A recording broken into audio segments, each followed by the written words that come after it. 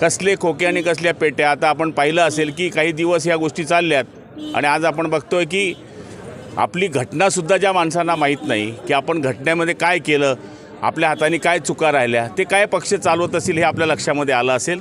मला तरी असं वाटतं की ज्यांनी आमच्यावर वेगळे आरोप केले त्या आरोप करणाऱ्यांना ही चपराक आहे. शिवसेना आमची आहे आणि शिवसेना आमची असणार.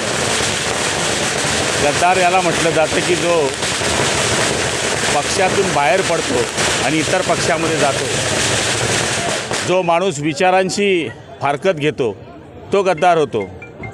आम्ही विचारांशी फारकत घेतली नाही, आम्ही पक्ष सोडलेला नाही. आमचा एकच नेता वंदनीय शिवसेना प्रमुख, आमचा एकच झेंडा भगवा झेंडा आणि आमचे एकच विचार हिंदुत्व. याच आधारावर आम्ही पक्षांतर केलं म्हणून गद्दारी केली असे काही लोक आरोप करतात, पण आम्ही पक्षांतर मूळ केलेलंच नाही आहे.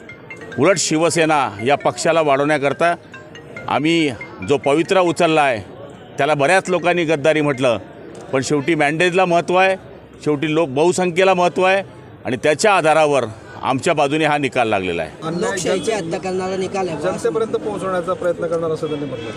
नाही, याच्यामध्ये काय आम्ही काय पक्ष सोडलेला आहे, कुठला अन्याय झालेला आहे. उलट ज्या लोकांनी या पक्ष वाढवण्याकरता आपल्यापासून 40 लोकांनी आपल्याला सावध केलं की आपण असा बदल केला पाहिजे, तर तुम्ही त्याला महत्त्व दिलं नाही.